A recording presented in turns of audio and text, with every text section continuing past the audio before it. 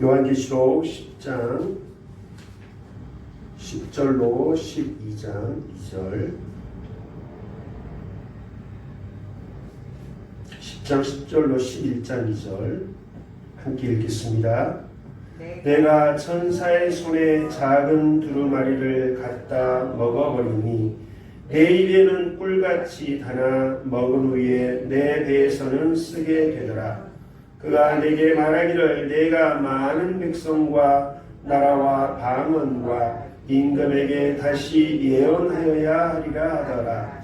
또 내게 지팡이 같은 갈대를 주며 말하기를 일어나서 하나님의 성전과 제단과 그 안에서 경배하는 자들을 측량하되 성전 바깥마당은 측량하지 말고 그냥 두라. 이것은 이방인에게 주었은즉 그들이 거룩한 성을 42달 동안 짓밟으리라. 아멘. 오늘 하나님께서 우리가 드리는 기도의 향연을 기쁘게 흠양하시는 줄 믿습니다.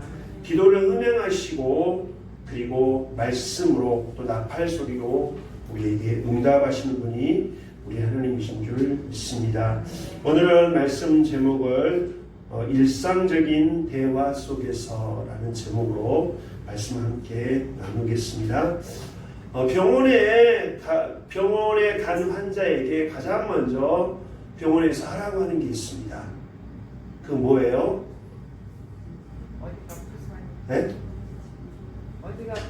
어디가 아파서 왔나 이렇게 물어보기도 하는데 저기 가서 뭐 좀 재우라고 그럽니다.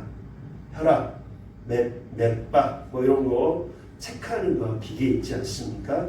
바이탈 사인이라고 하는데 맥박, 호흡, 그 다음에 체온, 혈압. 환자를 진찰할 때 가장 기본적으로 관찰하는 항목이 되겠습니다. 반드시 그걸 합니다. 그리고 우리 어르신들이 주간보호센터에 가시면 꼭 하루에 2-3번씩 그 바이탈 체크를 하죠. 그리고 거기에 기록지에다 반드시 기록을 합니다. 요즘은 어디 가나 체온 측정을 하죠. 체온 측정. 지난 겨울에는 우리 교회에 있는 체온계가 날이 추우니까 잘 안 됐는데 요즘은 잘 됩니다. 체중계에 올라가서 여러분들이 복음을 마치 들은 듯이 기뻐할 때가 있습니다. 체중계에 딱 올라갔는데 숫자가 많이 줄었어요. 그러면 얼마나 좋아하는지 모릅니다. 저도 그래요. 거의 매일 체중계에 올라가는데 숫자가 줄어들면 굉장히 기분 좋아라 합니다. 이렇게 우리의 몸 상태를 체크하는, 몸이 지금 어떤지를 체크하는 그런 어떤 것들이 있습니다. 체중계라든지 체온계라든지 혈압계, 맥박계 이런 것들이 있어서 기계를 가지고서 우리의 상태를 체크를 하죠. 근데 만약에 그런 체온계라든지 체중계 이런 게 문제가 생기면 내가 올라갈 때마다 숫자가 달리 나온다 그러면 고장난 거죠. 바꿔야 되죠. 고쳐야 됩니다. 우리의 영적인 상태를 측정하는 법이 있습니다. 몸 상태도 측정해야 되겠지만 믿음의 사람들은 반드시 내가 정말 나의 영혼은 어떤 상태인가, 병들어 있는 것은 아닌지, 무슨 문제가 있지는 않는지를 반드시 살펴야 되겠습니다. 오늘 말씀을 잘 듣고 나면 나의 영적 상태를 측정할 수 있습니다. 그런 은혜가 저와 여러분들에게 있기를 원합니다. 9장 21절에 보면 6째 나팔이 나오죠. 우리 7 천사가 7 나팔을 부는데 9장 21절까지 6째 나팔이 나오고 그 다음에 지난주에 봤던 11장 15절부터 19절까지가 7번째 나팔이죠. 그래서 그 사이 오늘 읽었던 10장 1절로 11장 14절 6번째 나팔과 7번째 나팔 그 사이에 2가지 이야기가 나옵니다.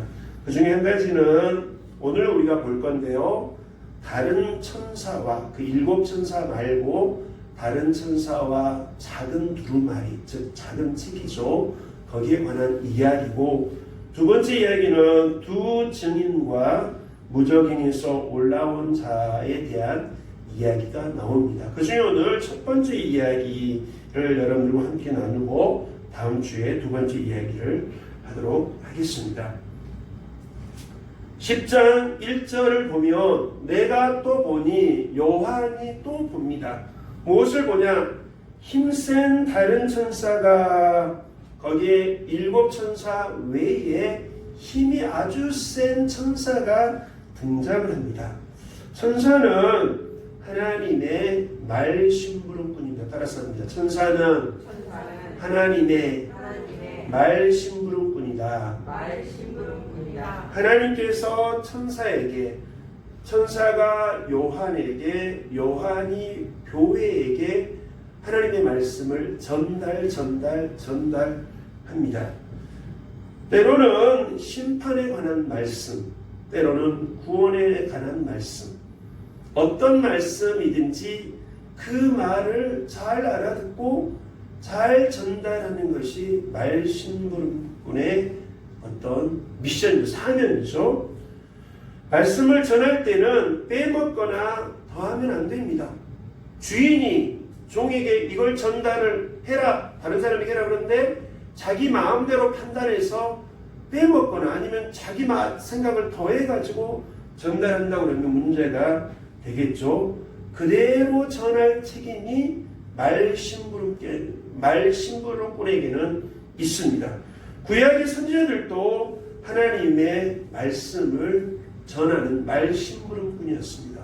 그래서 에스겔서에 보면 에스겔이 하나님의 말씀을 대언했다 말씀입니다. 대언했다. 주신 말씀을 그대로 사람들에게 심부름했다는 거죠.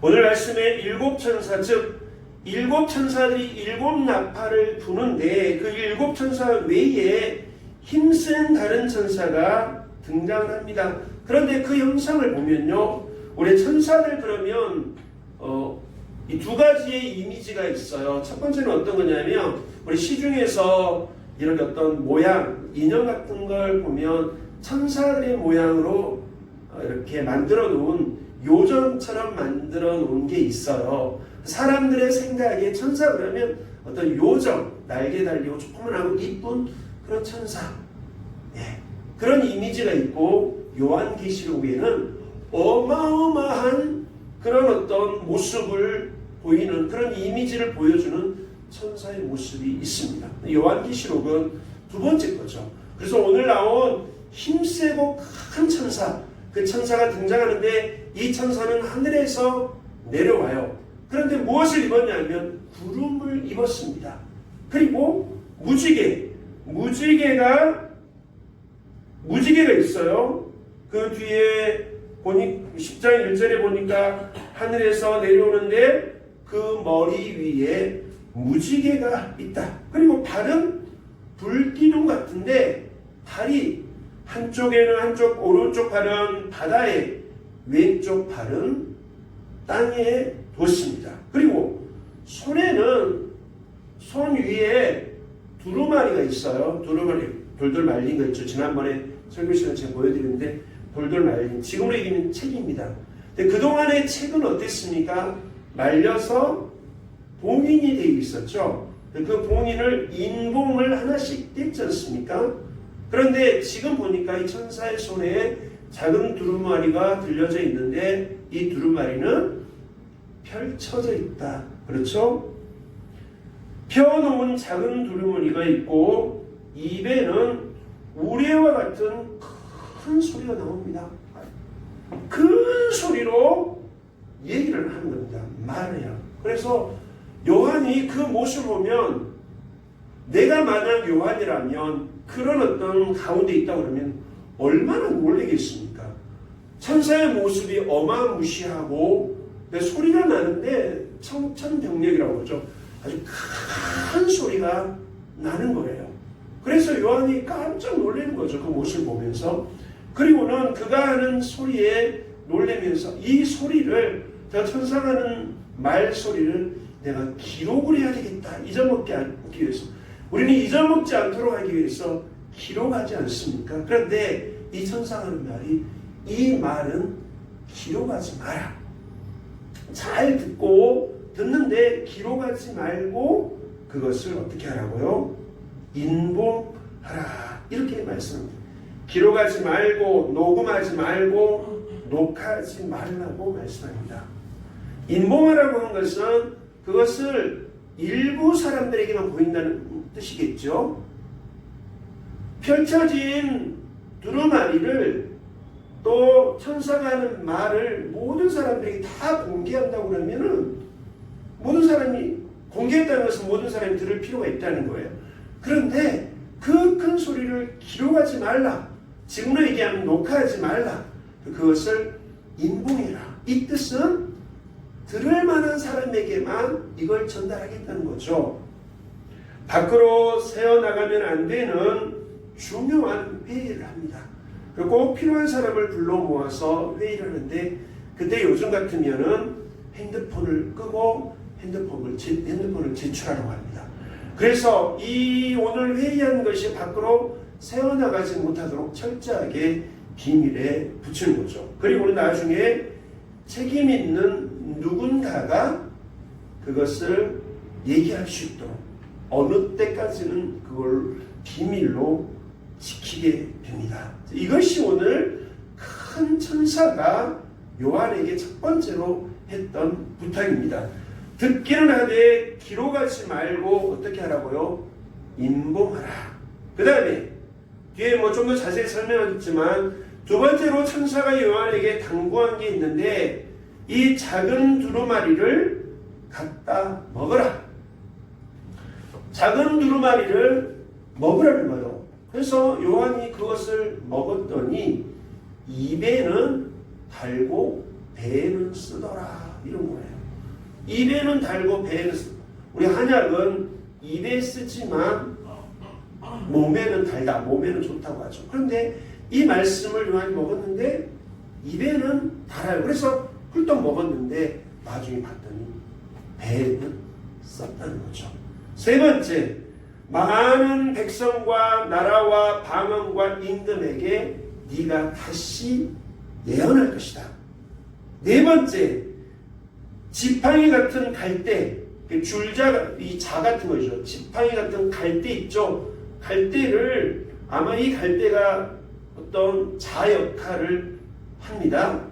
그런데 그것을 주더니 하나님의 성전과 제단과 그 안에서 경배하는 자들을 어떻게 하라고요? 측량하라고 얘기합니다. 네 가지 부탁을 해요. 첫 번째, 내가 우레와 같은 소리로 얘기한 것을 기록하지 말고 잘 인봉해 두어라.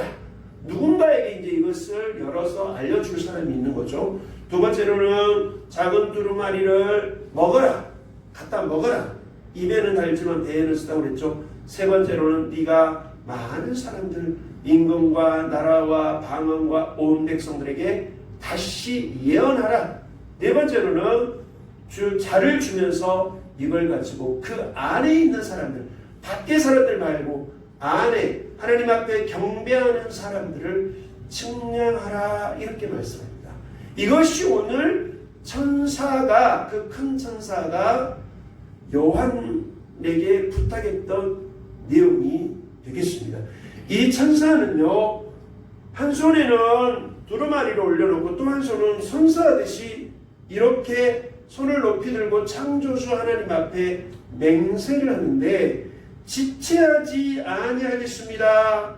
그리고 일곱째 천사가 소리내는 날 그 비밀이 이루어질 것입니다. 라고 선서하는 것처럼 맹세를 합니다. 오늘 이 말씀이 10장의 내용이 되겠습니다. 그 중에 몇 가지 우리가 기억해야 될 것을 좀 나누도록 그렇게 하겠습니다. 디모데전서 3장 9절 말씀을 보면, 거기에 디모데전서는 주의 종들에게, 그 다음에 교회의 일꾼들이 갖춰야 될 덕목에 대해서 말씀을 하고 있는데, 그 중에 집사들은 이러이러해야 된다 할 때에 이렇게 얘기합니다. 집사들은 깨끗한 양심에 믿음의 비밀을 가진 자다, 이렇게 말씀합니다. 깨끗한 양심에 믿음의 비밀을 간직했다. 그리고 그 뒤에 바로 보니까 3장 16절에 그도다 경건의 비밀이여, 그도다 경건의 비밀이여, 그는 육신으로 나타난 바 되시고 영으로 의롭다 하심을 입었다, 이렇게 말씀합니다. 일꾼들은 마음의 비밀을 간직한 사람들입니다. 자, 이 천사가 요한에게 우레와 같은 말씀 다 들릴 만큼의 큰 소리로 얘기하면서도 그것을 기록하지 말고 당분간 그것을 인봉해 두어라. 그리고 일곱째 천사가 나팔을 불 때에, 일곱째 천사가 나팔 소리를 낼 때에 그 비밀이 이루어지리라, 이렇게 말씀하고 있습니다. 그러면 여기서 말씀하고 있는 인봉했던 말씀, 그리고 간직했다가 드러날 이 비밀이 뭐냐? 그것은 일곱째 천사가 나팔을 불 때에 나타난 거죠. 우리 지난번에 일곱째 천사 나팔 소리를 들을 때 어떤 일이 있었는지를 살폈습니다. 11장 15절, 일곱째 천사가 나팔을 불매 하늘의 큰 음성들이 나서 이르되 세상 나라가 우리 주와 그의 그리스도의 나라가 되어 그가 세세토록 왕노릇 하리로다. 그렇습니다. 일곱째 천사가 나팔을 불 때에 어떤 비밀이 밝혀지냐 하면 세상 나라가 이제는 하나님이 다스리는 나라가 될 것이다. 세상은 멸해지고 하나님의 나라가 굳건히 서는 것, 이것이 바로 비밀입니다. 그것을 믿음의 사람들은 간직하고 있어요. 아무리 우리의 삶이 어렵고 마음에 괴로움이 있다 할지라도 깨끗한 양심과 믿음의 비밀을 간직한 사람들, 이들은 그 속에 이런 비밀이 있어요. 그래요. 이 땅은 어려움이 있고 여러 가지 핍박도 있고 고통이 있겠지만, 그러나 반드시 이 땅이 멸해지고 하나님의 나라가 설 것이다. 예수님이 만왕의 왕 만주의 주가 되셔서 모든 것을 다스릴 것이다 라는 어떤 비밀을 이 속에 간직을 하고 있습니다. 자, 18절 보면 이방들이 분노하며 주의 진노가 내려 죽은 자를 심판하시며 종 선지자들과 성도들과 또 작은 자든지 큰 자든지 주의 이름을 경외하는 자들에게 상 주시며, 그렇습니다. 주님을 경외하는 자들을 반드시 하나님께서 상 주시고, 주님을 대적하고 복음을 받아들이지 않는 사람들은 벌을 내리시고 멸할 것이라는 사실이죠. 또 땅을 망하게 하는 자들을 멸망시키실 때로소이다. 마찬가지입니다. 디모데전서 3장 16절에 그도다 경건의 비밀이여, 여기서도 말씀하고 있는 게 뭐냐면 그분이, 그 하나님께서 육신을 가지고 이 땅에 오셔서 죄인들을 위해서 죽으시고, 그리고 그를 믿는 사람들을 다 의롭게 하실 것이다 라는 것이 바로 디모데전서에서 말씀하고 있는 경건의 비밀입니다. 그렇습니다. 이 비밀은 다른 사람, 책임 있는 사람이 먼저 알고 있는 사람들이 알려줄 때에 알게 되는 거죠. 모든 사람들이 다 공개가 된 게 아니라 누군가를 통해서 전달해서 그 비밀이 밝혀지고, 그 사람이 비밀이었는데, 그 사람에게는 비밀이었는데 전달해 주니 그가 알게 된 것이죠. 여러분, 우리는 복음을 들은 사람입니다. 예수님이 어떤 분인지, 예수님을 통해서 구원을 받는 이 복음의 비밀을 간직한 사람들입니다. 그런데 이것을 사람들에게 전하면 사람들이 쉽게 받아들여요, 안 받아들여요? 잘 안 받아들입니다. 잘 안 받아들여요. 비밀을 전했는데도 잘 안 받아들입니다. 그래서 성경에는 진주를 누구에게 던지지 말라고요? 돼지에게 던지지 말라고 했습니다. 돼지는 진주가 진주인 줄 모릅니다. 그래서 발로 차버려요. 저 자기 똥에 그냥 묻어놓는 거예요. 아무 의미가 없습니다. 몰라요. 어떤 사람들에게는 주의 복음이 증거됨에도 불구하고 그들이 그것을 진주로 여기지 않습니다. 그래서 우리가 사람들에게 우리가 경험한 예수를 전할 때 아무에게나 또 모두에게 모든 것을 다 얘기하지는 않습니다. 가치 있고 중요한 것은요, 정말로 들을 준비가 되어 있는 사람들, 받아들일 만한 사람들에게 전하는 것이죠. 우리가 일상 속에는 오늘 말씀 제목이 일상적인 대화 속에서라는 제목을 잡았는데, 우리가 하는 일이 하나님 앞에 기도의 향연을 올려드리고, 그리고 하나님은 우리들에게 나팔 소리와 또 응답으로 우리에게 말씀을 주십니다.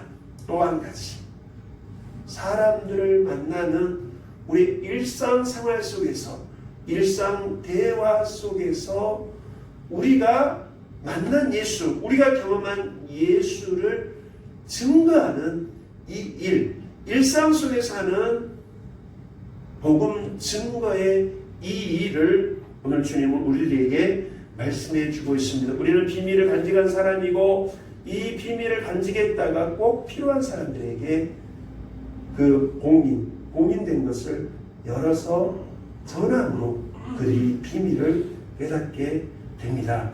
자, 요한에게 천사가 하는 말이 또 한 가지 뭐가 있었냐면, 작은 두루마리를 갖다 먹으라 말씀하고 있습니다. 아까 서두에 말씀을 드린 것처럼 사람들의 건강 상태를 체크하는 것은 뭐냐면 이 혈압계, 그 다음에 체온계, 이런 기본적인 바이탈 체크하는 게 있어요. 건강 상태를 체크하는 거죠. 우리의 영적인 상태를 체크하는 게 있습니다. 그것은 뭐냐면 바로 변함없는 하나님의 말씀입니다. 사실은 믿으십니까?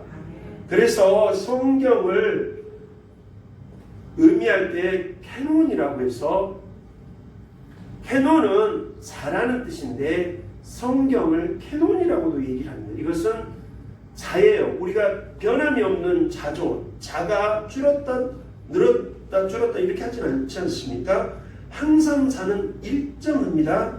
그래서 우리의 영적인 상태를 측량하는 것은 우리의 감정이 아니에요. 우리 내 감정 때문에 우리 신앙이 흔들리는 사람들이 굉장히 많습니다. 기분이 좋으면, 또 좋은 일이 있으면 하나님이 살아계신 것 같고 믿음 생활을 잘하다가, 그렇지 않으면 그냥 막 기초부터 흔들려 버립니다. 내 감정에 따라서 흔들려요. 두 번째, 나의 환경에 따라서 내 신앙이 흔들려요. 내가 때로는 죄를 짓기도 하고 무슨 큰 문제를 일으키기도 해요. 그럴 때면 절망하고 소망을 갖지를 못합니다. 그런데 우리가 기준을 삼아야 되는 것은 내 감정도 아니고 내 환경도 아닙니다. 바로 캐논, 즉 하나님의 말씀, 항상 그 자가 우리의 신앙의 상태를 점검하는 그런 어떤 기준이 된다는 것이죠. 그 안에 있는 경건한 자들을 측량하는 것입니다. 측량은 이 변하지 않는 하나님의 말씀으로 하는 건데, 그 뒤에 말씀 보면 뜰 밖에 있는 이방인들은 측량하지 말라고 있습니다. 그렇죠? 이 안에 있는 사람을 측량을 하고 있죠. 그것은 바로 믿음의 사람들의 믿음은 점검을 받아야 된다. 밖의 사람들은 그게 의미가 없지만 적어도 예수를 알고 믿음을 가진 사람들은 반드시 자기의 신앙을 점검해야 된다. 그것을 말씀을 들음으로, 그 말씀을 먹음으로 끊임없이 우리 안에서 어떤 변화들이 일어나야 된다는 것이죠. 우리가 올해 2021년도의 표어를 보는 것을 써서 보내라 그랬습니다.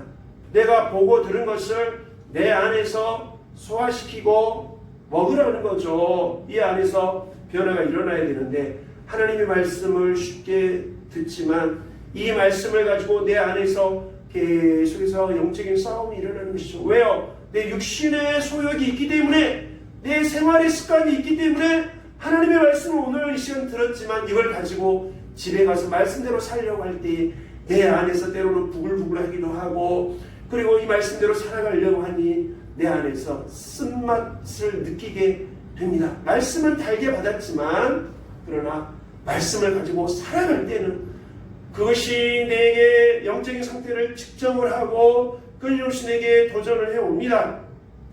그럴 때 말씀을 붙들고 저와 여러분들이 끝까지 승리해야 되겠습니다. 하나님의 말씀이 우리 안에 들어와서 이 안에서 쓰게 느껴질지라도 끝까지 감당하게 되면 우리의 신앙이 아름답고 건강하게 세워질 줄 믿습니다. 그 다음에 마지막으로 하신 말씀이 뭐냐 하면 많은 백성과 나라와 방언과 임금에게 다시 예언하라 말씀합니다. 이것이 우리의 사명입니다. 하나님께서는 이스라엘 백성들을 먼저 선택하신 이유가 뭐냐 하면 이스라엘 백성들과 언약을 맺으시고 그들에게 자신을 보여주십니다. 내가 나의 성품이 이렇다. 나의 능력이 이렇다. 내가 너희들을 사랑한다 하고 이스라엘 백성들과 언약을 맺으시고 그들이 믿음으로 하나님과의 언약을 지키면서 살아가기를 원하셨습니다. 그러면 이스라엘 주변의 국가들이 이스라엘 나라를 보고서 하나님을 경험하는 겁니다. 그것이 이스라엘 백성을 선택하신 이유였습니다. 하나님의 기대였죠. 그런데 그들은 하나님을 멀리하고 우상을 숭배하며 말씀에 불순종하며 살았습니다. 그래서 하나님의 마음이 아프셨죠. 때로는 너무 하나님 속상하셔서 출애굽 과정에서 내가 이 백성들을 그냥 싹 멸해버려야 되겠다. 그리고 다시 시작해야 되겠다. 그렇게 생각할 때도 있었습니다. 하나님은 이스라엘 백성들을 통해서 주변 사람들에게 하나님이 어떤 분인지를 보여주기를 원하셨습니다. 하나님에 대해서, 하나님의 일에 대해서 예언하기를 원하셨습니다. 그런데 이 백성들이 이 사명을 잘 감당하지를 못했습니다.